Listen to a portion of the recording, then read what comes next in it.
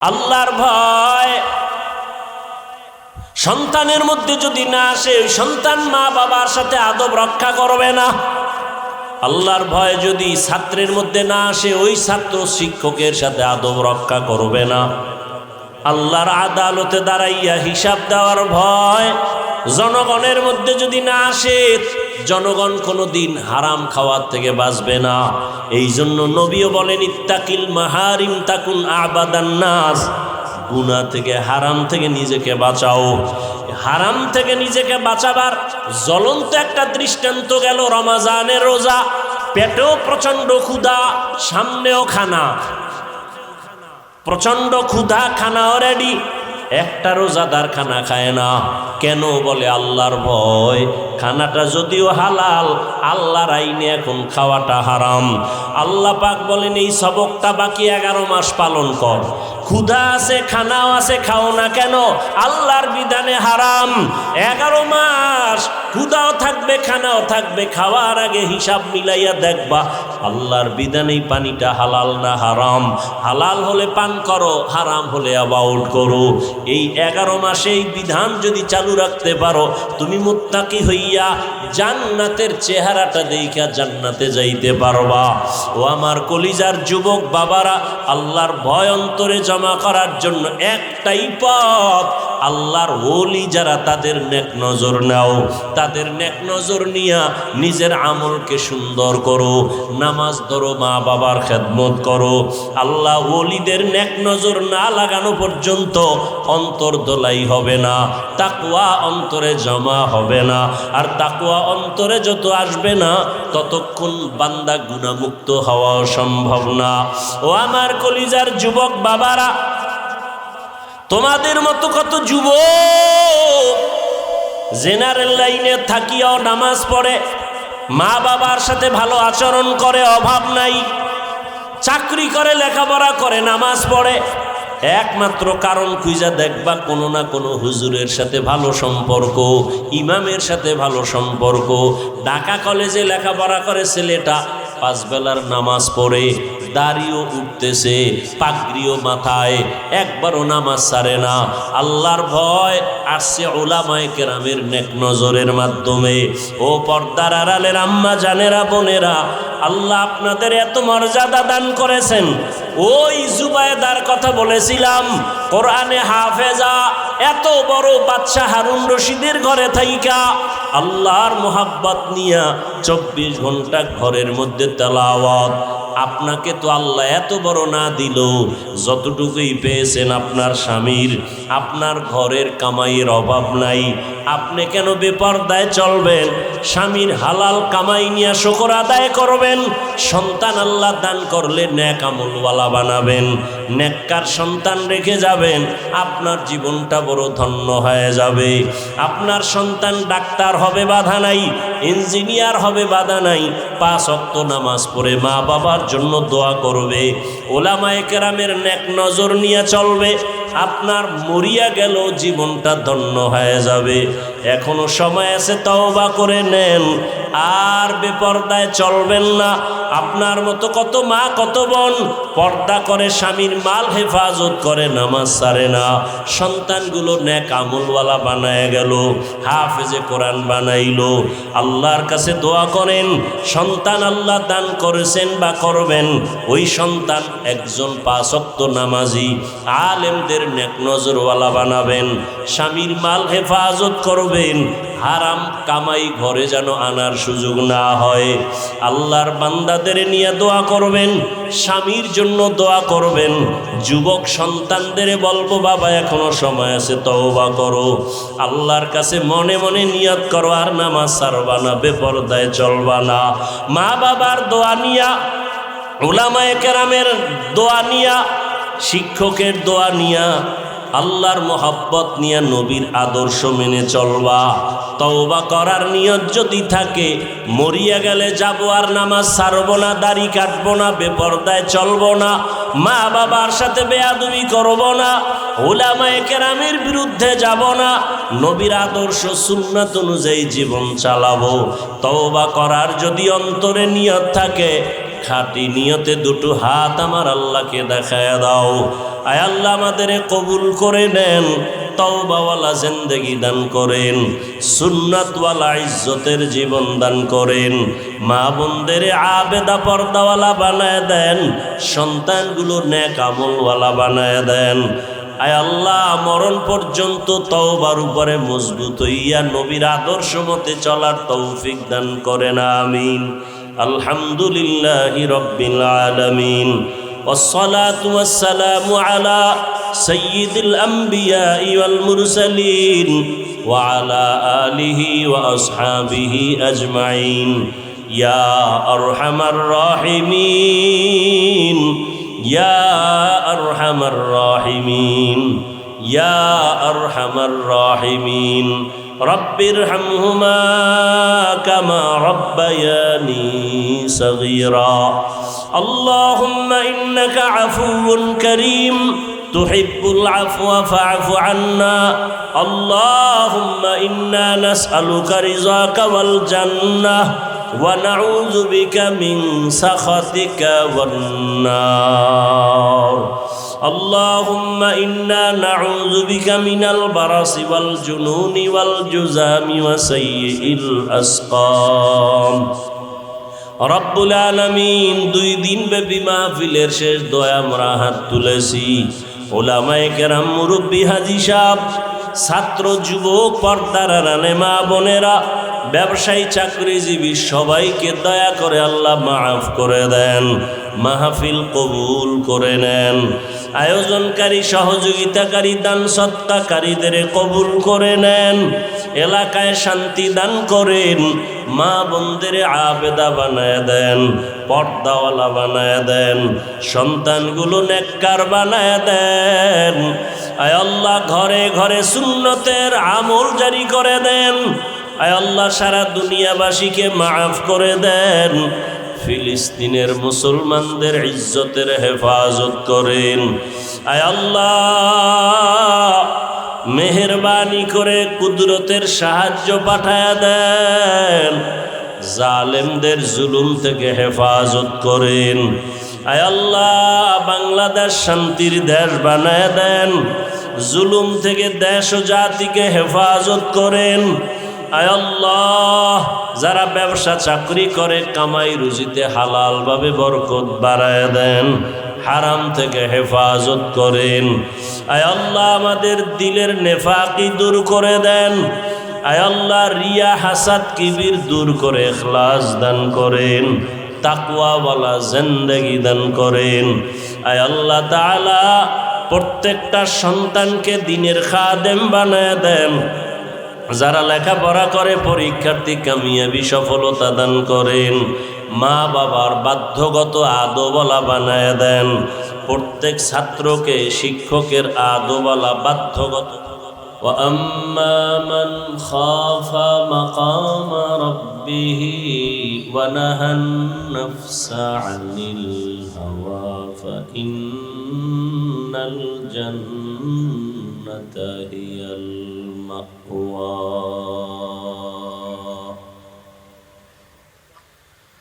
وقال رسول الله صلى الله عليه وآله وسلم اتق المحارم تكن أعبد الناس صدق الله مولانا العظيم صدق رسوله النبي الأمي الكريم ونحن على ذلك من الشاهدين والشاكرين والذاكرين والحمد لله رب العالمين سبحانك لا علم لنا إلا ما علمتنا إنك أنت العليم الحكيم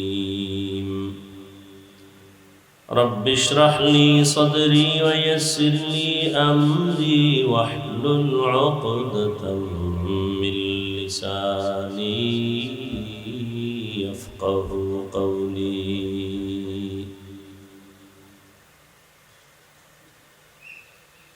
हकीकत खुल जाएगी बवक्त इम्तिहान तेरे,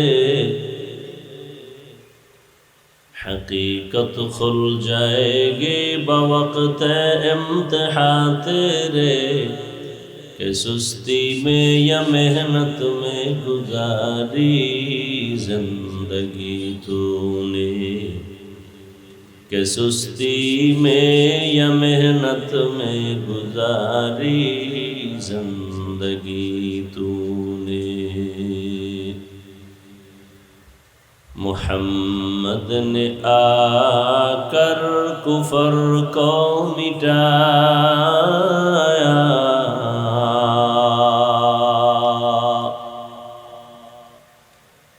मुहम्मद ने आकर कुफर को मिटाया, कुफर को मिटाकर सदाकत बताया, कुफर को मिटाकर सदाकत बताया। চেষ্টাও করি। রমজানুল মুবারক চলে গেল, বহু আল্লাহর বান্দা রোজা রাখে নাই। রোজা রাখা যে প্রয়োজন, না রাখলে গুনাহ হবে, এটা অনেক মুসলমানের খবর নেই। তামাশা করে, দ্বীনের আমল নিয়ে তামাশা, নামাজের খবর নেই।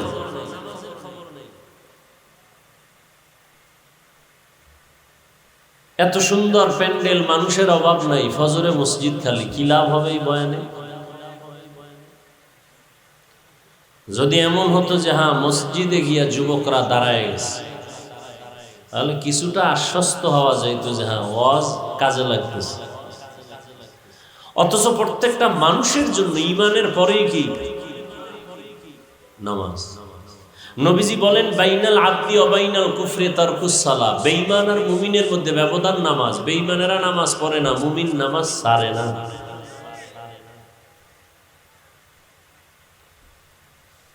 নামাজের খবর নাই। ১৫০০ বছর আগে রাসূল বলে গেছেন বাচ্চার ৭ বছর হলে নামাজের মুসাল্লায় দাঁড় করাও। ১০ বছর পার হয়ে গেলে শাসন করিয়া নামাজ পড়াও, শোষণ না, শাসন।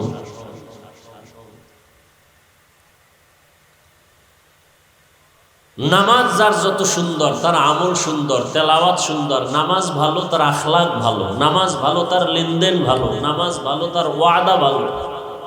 যত বড় পাগড়িওয়ালা হোক, তার আমলের তেলাওয়াতে তার ওয়াদায় যদি ঝামেলা হয়, আল্লাহর কসম করে আমি বলি সারা দেশে যত বড় শাইখুল হাদিস হোক আর পাগড়িওয়ালা হোক, ওয়াদায় ভেজাল তো খোঁজ নিয়ে দেখবেন তার নামাজে ভেজাল। সব কিছুর মূলে নামাজ। আমার প্রত্যেকটা মুসলমান যারা নামাজ পড়ে না, আল্লাহ 5 ওয়াক্ত নামাজ বা জামায়াত আদায়ের তৌফিক দান করেন। আর 5 ওয়াক্ত নামাজ যে আদায় করবেন, এটা আপনার ক্রেডিট না, বাহাদুরি না, কারণ এটা আপনার দায়িত্ব। এটা আপনার দায়িত্ব, আপনার পড়তে হবে, না পড়লে জুতার বাড়ি আছে। এটা দিয়ে আপনার ক্রেডিট হবে না। আপনি ক্রেডিট কখন হবে? যদি 5 ওয়াক্ত ঠিক রেখে ওভার কিছু আমল করেন, এটা আপনার ক্রেডিট। আমি 5 ওয়াক্তর পরে তাহাজ্জুদ পড়ি, 5 ওয়াক্তের পরে আমি আউয়াবিন পড়ি, চাষ্ট পড়ি, এটা আপনার ক্রেডিট। আপনার বাহাদুরি করার সুযোগ আছে আল্লাহর কাছে, মানুষের কাছে না।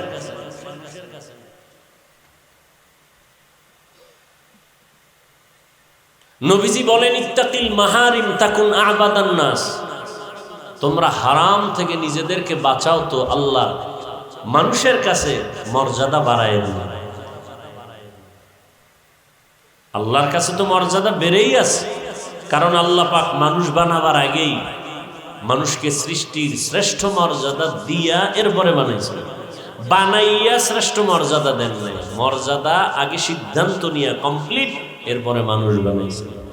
ওয়ালাকাদ কাররামনা বানি আদম ওয়া হামালনাহুম ফিল বাররি ওয়াল বাহরি ওয়া রাযাকনাহুম মিনাত তাইয়্যিবাত وفضلناهم على كثير ممن خلقنا تفضيلا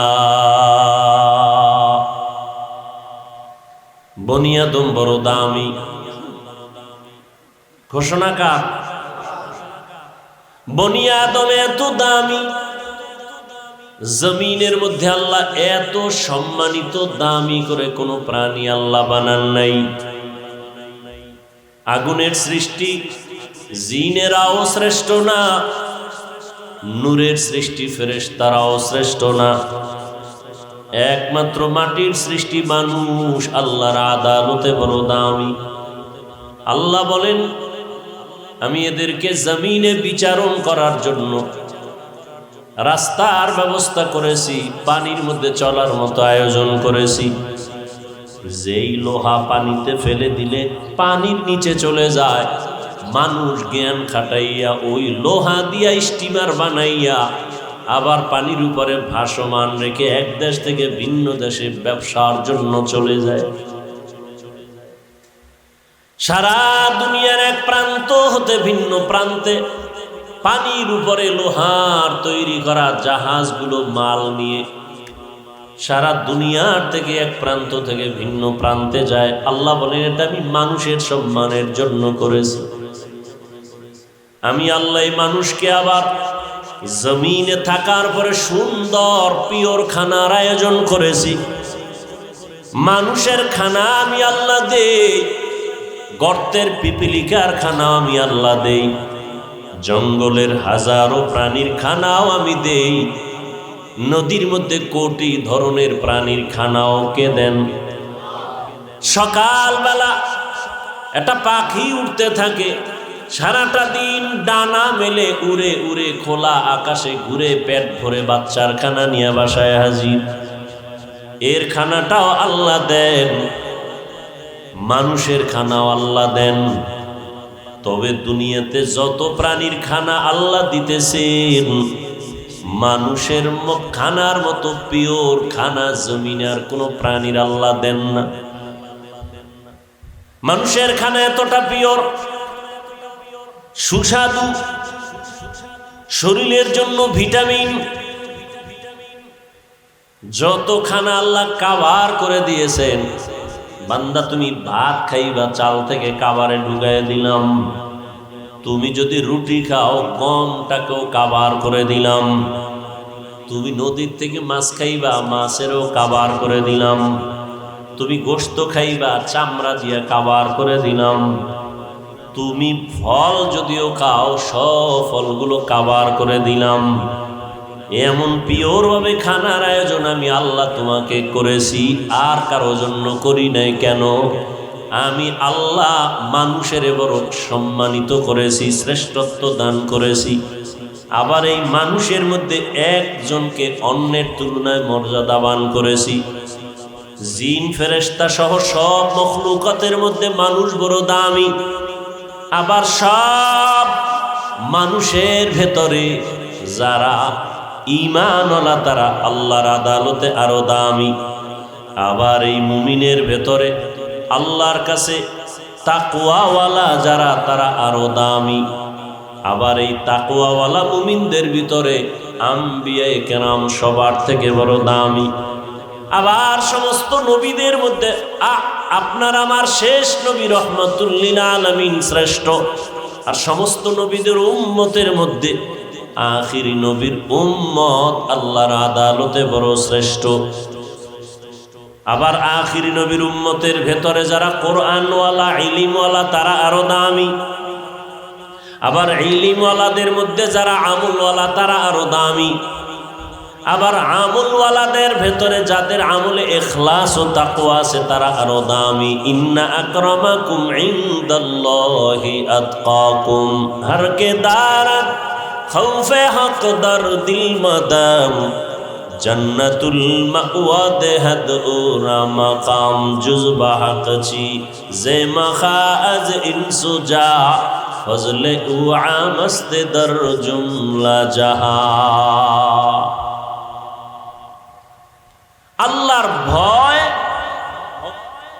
রহমত রহমতের নবী মক্কা নগরীতে যখন আসলেন, সেই সময়ের মানুষগুলো ছিল পৃথিবীর মধ্যে সব থেকে বড় খারাপ। মক্কার মানুষের মতো খারাপ জমিনের মানুষ আর কোথাও এত খারাপ মানুষ ছিল না। রহমতের নবী আসছেন, নবীজির আদর্শের মালা যখন গলায় পড়েছে, চরিত্রহীন মানুষগুলো এত দামি হয়ে গেল। আল্লাহ তাআলা জিব্রাইলকে দিয়া লিস্টি পাঠায় দিছেন, যাও নবীকে জানায় দাও লিস্টির ভিতরে যাদের নাম আছে সবাই বিনা হিসাবে জান্নাতি। নবীজি মক্কায় আসলেন, যেই মক্কায় একটা ঘর বড় দামি বাইতুল্লাহ, তাকাইলেই গুনাহ মাফ। ইন্না আউওয়ালা বাইতুন মুযিআ লিন-নাসি লাল্লাযী বিবাক্কাতা মুবারাকাও ওয়া হুদা মুবারাকাও ওয়া হুদাল লিল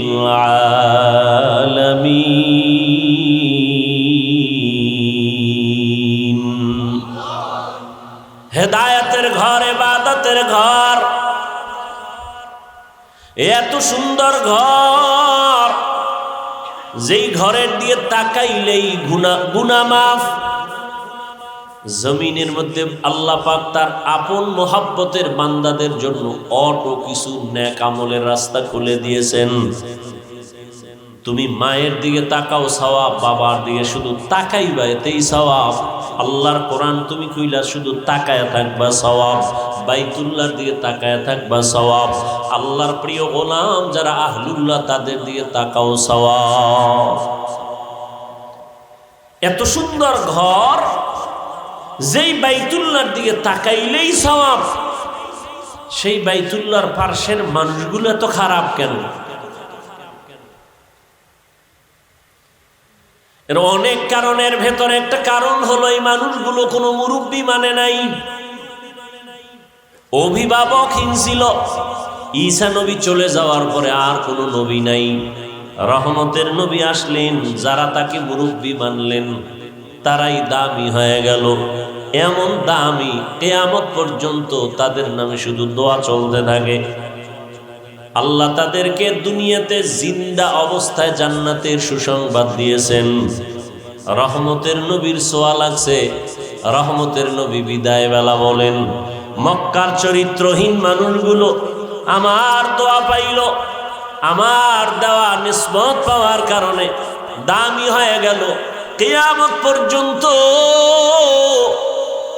আনেওয়ালা উম্মত আমাকে তো আজীবন পাবে না। আমি তাদের সামনে দুটোর জিনিস রেখে গেলাম, এক হলো আল্লাহর কোরআন, দ্বিতীয় হলো আমি রহমতের নবীর আদর্শ সুন্নত। যারা ধরে রাখবে কিয়ামত পর্যন্ত, এদের সম্মানও যাবে না, তাদের ঈমানও যাবে না। বয়ান তো চলতেছে, বাংলাদেশের মতো বয়ান পৃথিবীর কোনো রাষ্ট্রে হয় না। ঈদ না যাইতে না যাইতে বয়ান, কত বক্তা বয়ান করলো, 5 মিনিট 10 মিনিট 20 মিনিট করে। বক্তারও অভাব নাই, ডায়েরিও খালি নেই। এত পরিমাণ ওয়াজ বাংলাদেশে মসজিদে হইতেছে, তাবলিগওয়ালাদের বয়ান চলতেছে, কিন্তু আমলনামা শূন্যের কোঠায় কেন? এর একমাত্র কারণ, হাজারো বয়ান শুনলে কাজ হবে না যতক্ষণ পর্যন্ত আল্লাহর আদালতে দাঁড়াইয়া হিসাবের ভয় অন্তরে না আসবে, ততক্ষণ পর্যন্ত মানুষ বয়ান কাজে লাগাবে না। এজন্য আল্লাহ বলেন, আম্মা মান খাফা মাকাম রাব্বিহি ওয়া নাহান নাফসা আনিল হাওয়া ফাইন্নাল জান্নাতা হিয়াল মাওয়া। এই যে মুহতামিম সাহেব বললেন, এত সুন্দর একটা বেহেশতের বাগানে এসেও মোবাইল নিয়ে ছবি। সারা দুনিয়ার উলামায়ে কেরাম একমত, কারণ ছাড়া এমনিই ছবি উঠানো হারাম। কোন মুফতি সাহেবের বাবারও ক্ষমতা নেই এটাকে হালাল বলা। বর্ষি বেহেশতের বাগানে করতেছি গুনাহ, সান কফাইল্লার পরিচয়।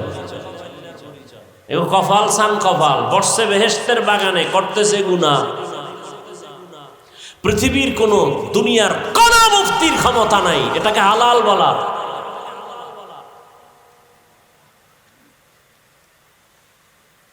যদি কেউ বলতে পারে কানে ধরে ওয়াজের ময়দান থেকে বিদায় নেবে, বিনা কারণে অনর্থক ছবি উঠানো সম্পূর্ণ হারাম, কবিরা গুনাহ। বসছি বেহেশতের বাগানে, কেমন বাগান, বসলেই গুনাহ মাফ। কিন্তু বসে অনেকে আমরা মোবাইল নিয়ে ব্যস্ত।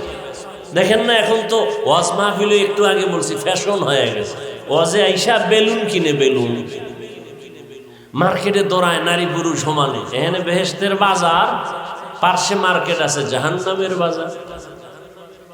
নারী পুরুষ সেখানে হোমানে দৌড়াচ্ছে। বাড়িতে যাওয়ার সময় বেলুন কান্দে ঝুলাই নিবে। বাড়িওয়ালারা বলবে অজেরতে কি পাইলা, কয় মোনাজাতে বেলুন কবুল হয়ে গেছে। গিয়া মোবাইল চালাবে ফজরের, আর খবর নেই। কি লাভ হবে? আল্লাহ আমাকে হেদায়াত দান করুন। আপনাদের হেদায়াত লাগলে আপনাদেরটা আপনারা বলে নেন। অন্যের জন্য দোয়া করাও বর্তমানে বিপদ।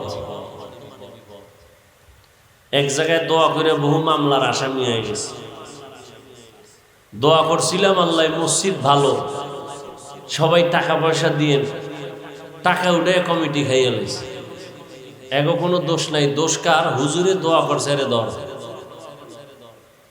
মহের মূল লোক তো। আল্লাহ হেদায়াত দান করুন। বাদশাহ হারুন রশিদের নাম শুনছেন? এই কথা কইেন, আমি কিন্তু উঠেই বলছি, বাকি দোয়া, বয়ান না।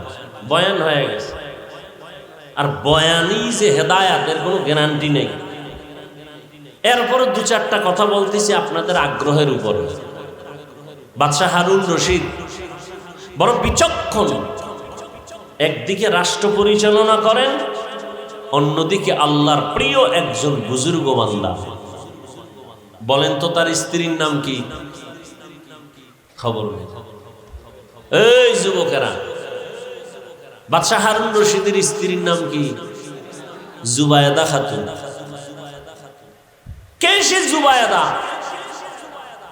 বড় দামি একজন মহিয়সী নারী, হাফেজে কোরআন, কোরআনের হাফেজা। তার বাড়ির মধ্যে শুধু জুবায়েদার খেদমতের বাড়ির জন্য 100 মহিলা কাজ করত, সবাই কোরআনে হাফেজা। কাজের মহিলা 100। জুবায়েদা খাতুন সিদ্ধান্ত নিলেন, আমার ঘরে 24টা ঘন্টার প্রতিটি মুহূর্ত তেলাওয়াত হবে। মহিলাদেরকে টাইম দিয়ে দিলেন, তুমি আধা ঘন্টা তেলাওয়াত করে কাজে যাও, এরপরে আরেকজন 20 মিনিট তেলাওয়াত করে কাজে যাইবা, এরপরে আরেকজন। এভাবে শিডিউল করে দিল যে জুবায়েদার পুরা বাড়ির মধ্যে 24টা ঘন্টার প্রতিটি সেকেন্ড তেলাওয়াতের আওয়াজ। এ হলো জুবায়েদা। তার স্বামী বাদশাহ হারুন রশিদ রাস্তায় যাচ্ছে কোথাও সফরে, ওজির তার সাথে। তো দিক দেখে একজন বুড়া মানুষ, মরণের সাপ চেহারায় পড়া, গাছ লাগাইতেছে, ফলের গাছ। তো বাদশাহ হারুন রশিদ, গাই বুড়া, তুমি কি করো? ফলের গাছ লাগাই। এত কষ্ট করে রোদ্রে গাছের ফল কবে হবে, কবে খাইবা? আমি খাওয়ার জন্য এই গাছ রোপণ করি না, তো কষ্ট করে গাছ রোপণ করি আমি, ফল খাবে আমার পরবর্তী প্রজন্ম যারা। আমার বাপ দাদায় লাগাইছে, আমরা খাইছি, এখন আমরা গাছ রোপণ করি, আমাদের সন্তানরা খাবে, নাতিরা খাবে। বাদশাহ হারুন রশিদ খুশি হয়ে 1000 টাকা দিছে পুরস্কার। বুড়ায় কয়, আমার কপাল সান কপাল, মানুষ গাছ লাগায় 1 বছর পর ফল পায়, আমি নগদ পাইলাম। নগদ ফল পেয়ে গেল। বুড়ার কথা শুই না, বাদশাহ আরো 1000 দিছে। বুড়ায় কয়, মানুষ গাছ লাগায় বছরে ফল পায় একবার, আমি 2 বার নগদ। ওজিরে কয়, বাদশাহ এখান থেকে ভাগো, বুড়ায় যে বুদ্ধি লইছে, ফকির বানায় ছাড়ো।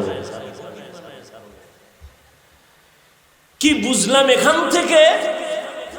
কসাসুল আউয়ালিন মাওয়াইজুল আখিরিন, অতীতের ইতিহাস, অতীতের কিচ্ছা কাহিনী পরবর্তী প্রজন্মের জন্য উপদেশ, নসিহত। কেচ্ছা কাহিনীর ওয়াজ আমরা করি না,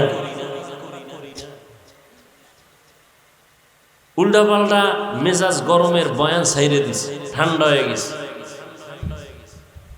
বেয়াদব সাইজ করতে আলহামদুলিল্লাহ আমার সময় লাগে না। ওই কপাল পোড়া যারা বলে কেচ্ছা কাহিনীর ওয়াজ করি না, তো তুমি কিসের ওয়াজ করো?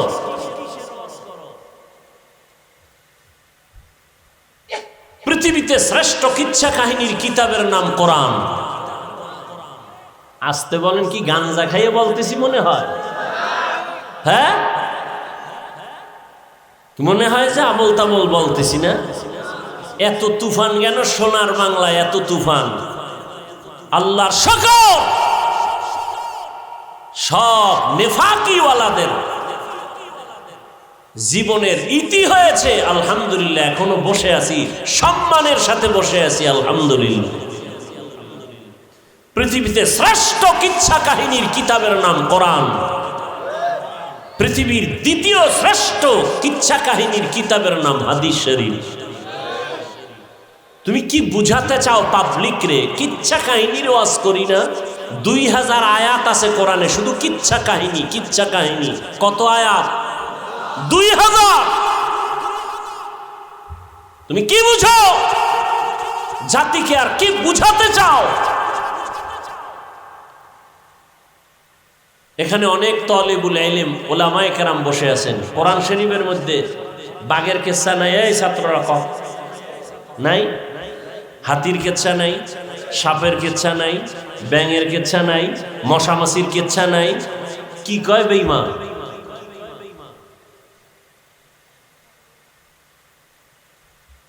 কি মেসেজ দিতে চাও জাতিকে? হ্যাঁ, কোরআন হাদিস ছাড়াও আমরা বহু ওলিয়া উলিয়ার কেচ্ছা বলি, সোনাবন্দের গান গাই না। আমরা এমন ওলিয়া উলিয়াদের কেচ্ছা বলি যে কেচ্ছা বলার দ্বারা মানুষ জান্নাতের পথে আগায়, জাহান্নামের পথে যায় না। অসুবিধা কি?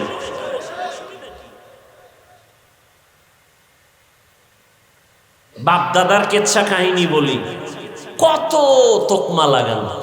আমাদের বাপ, আমাদের দাদা, আমাদের ওস্তাদ, আমাদের মুরব্বীরা এমনই আল্লাহওয়ালা, তাদের কেচ্ছা বললে মানুষ কাঁদে। তোমার বাপ দাদার জীবনের নাম নেওয়ারও সুযোগ নাই। তোমরা সেই কপাল নিয়ে জমিনে আসছো। উজানির কারি ইব্রাহিম রহমতুল্লাহ আলাই বাঘের কেচ্ছা বললে মানুষ অনেকে মন্তব্য করে। এগুলো আমি পয়েন্টে পয়েন্টে সাইজ করছি, বাংলাদেশে কম করি না, একটু এখন চুপ হয়ে গেছে। এই গত রোজার আগের রোজায় বয়ান করছি, একটা রোজা রাখলে দাম কত? একটা উড়ন্ত কাক, জন্ম থেকে একটা কাক, কাক বুঝেন না? কাউয়া, একটা কাউয়া জন্ম হয়েই উড়তে থাকে, উড়তে উড়তে উড়তে উড়তে উড়তে উড়তে বুড়া হওয়া পর্যন্ত উড়তেই থাকে। উড়িয়া কত দূর গেল? মোল্লা আলী আল কারি রহমতুল্লাহ আলাই তিনি লিখেছেন 1000 বছর পর্যন্ত একটা কাক নিম্নে হায়াত পায়। তাহলে একটা কাক জন্ম থেকে উড়িয়া 1000 বছরে কত দূর যাবে? একটা রোজাদার এক রোজার বরকতে জাহান্নাম থেকে তত দূর চলে যাবে। তখন আর হাদিসটা কই নেই, ঘটনাটা কইয়া চলে গেছে। এবার এটা নিয়ে নেফাকি অন্তরওয়ালারা পাগল হয়ে গেছে, কাকের কেচ্ছা বলছে, অথচ মিশকাত শরীফের হাদিসের ঘটনা।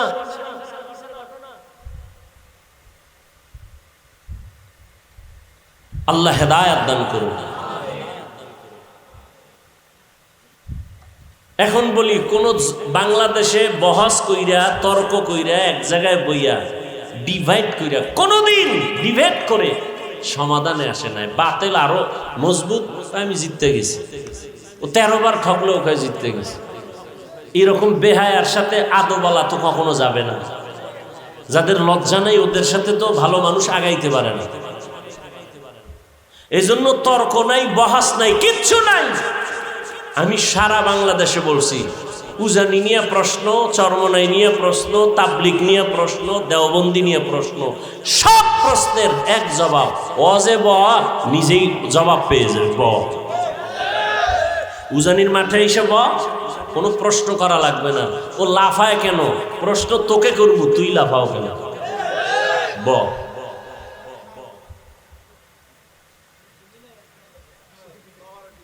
কোন মায়ের সন্তানের সাহস নাই উলামায়ে আহলে হকের সামনে বসে কথা বলবে।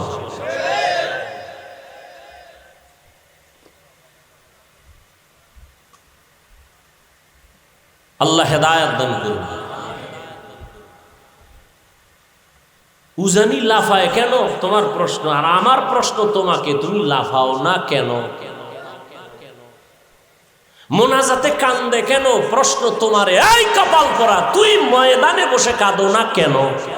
এটা তো কান্নার প্যান্ডেল, এটা তো হাসির প্যান্ডেল না। কাঁদো না কেন? আল্লাহর ওলিদের বয়ানে তোর হৃদয়টা কাঁপে না কেন? চোখে পানি আসে না কেন? উল্টা প্রশ্ন কেন? হাসির প্যান্ডেলে প্রশ্ন হাসে না কেন? কান্নার প্যান্ডেলে প্রশ্ন হবে কাঁদে না কেন? কাঁদে কেন? উল্টা প্রশ্ন কেন? তোমার অন্তর উল্টা হয়ে গেছে। কারণ এই যে ওয়াজে বসছে, ফজর নাই, জোহর নাই, আসর নাই, মাগরিব নাই, এশা নাই, ওয়াজে এসে জমায়ে গেছে। কি হবে এই ওয়াজ শুনে? وَأَمَّا مَنْ خَافَ مَقَامَ رَبِّهِ وَنَهَى النَّفْسَ عَنِ الْهَوَى فَإِنَّ الْجَنَّةَ هِيَ الْمَأْوَى। এ তাসবিহ পড়া যাবে না। আবু হুরায়রা রাদিয়াল্লাহু আনহুর হাদিস দেখলাম সেদিন। তাসবিহ যাবে না মানে এটা সুতা গিরা দিয়ে দিয়ে দিয়ে দিয়ে লাগাইয়া আবু হুরায়রা এটারে টানে। তাসবিহ পড়া যাবে না, এটা বেদাত। যাই হোক, আমরা তর্ক যাই না, কারণ তর্ক না করার কারণে আমরা প্লাস পয়েন্টে আছি। তাবলিগ কমতেছে না বাড়তেছে? বলেন, আমাকে তর্কের দরকার দেখি। তাবলিগ 2 লাইনে খেদমত করে, আরো আগাইতেছে। আল্লাহ পাক সবার মধ্যে ভ্রাতৃত্ব মহব্বত আরো বাড়ায় দেন। মাদ্রাসা বেশি হইছে, ফায়দা কম হইছে না বেশি? বেশি। উজানির বিরোধিতা করার কারণে লোক আগের থেকে অনেক কমতেছে না? হ্যাঁ, তা টেনশন কেন? তুমি বলো, আরো বলো। গলা ভাঙলে বলো, রংসা খাওয়াই, কত বড় বলো। তোমারে আল্লাহ এজন্য বানাইছে কিনা দেখো।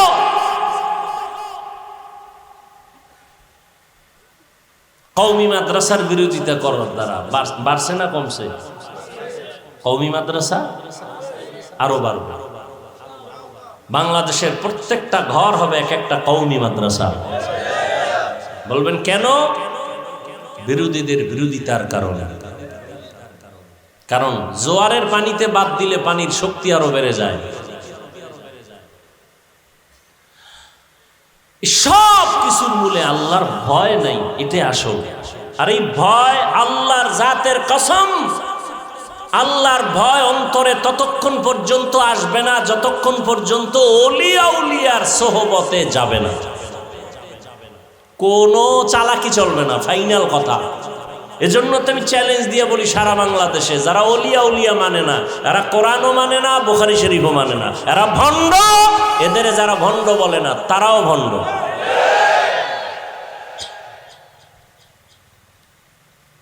বাদশাহ হারুন রশিদ বুজুর্গ মানুষ, সিংহাসনে বৈশা সমস্ত দেশের বড় বড় আলেমরে দাওয়াত দিছে।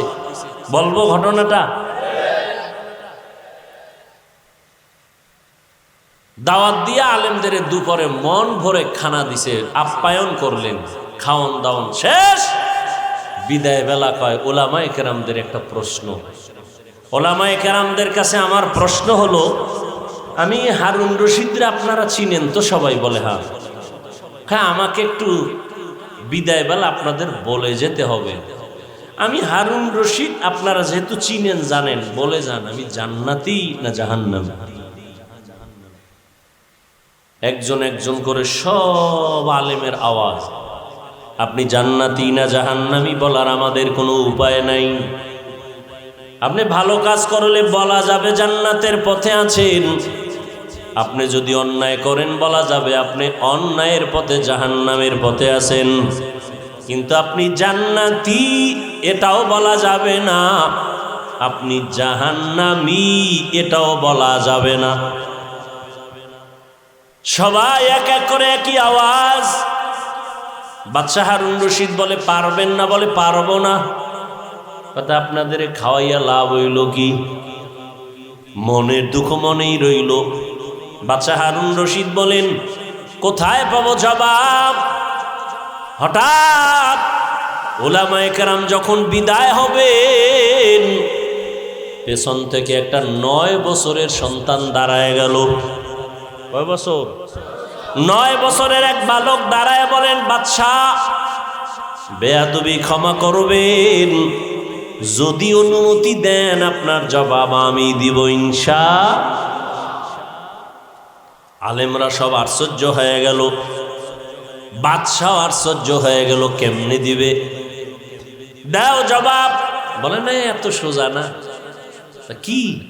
বলে আমাকে আপনার সামনে হাজির করেন। বাদশাহ হারুন রশিদ বলে রাস্তা করে দাও। 9 বছরের বালক সামনে দাঁড়ায়া বাদশাকে বলেন ও বাদশাহ প্রশ্নটা আবার করেন। বলে আমি হারুন রশিদ জান্নাতি না জাহান্নামী?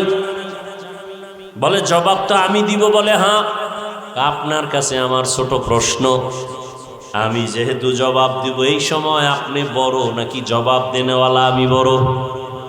বাদশাহ বলে সাময়িক সময়ের জন্য হলেও তো তুমি বড়, তুমি জবাব দিবা। বেয়াদবি মাফ করবেন, কিছু সময়ের জন্য আমাকে সিংহাসনে বসায় দেন, আপনি নিচে নামেন। বাদশাহ হারুন রশিদ তো লুভি বাদশাহ না, আল্লাহর মোহাব্বতওয়ালা বান্দা। সাথে সাথে ওজিরে আজমকে বলে দ্রুত নিচে আমার জন্য বিছানা করে দাও, 9 বছরের বালকের সিংহাসনে বসাও।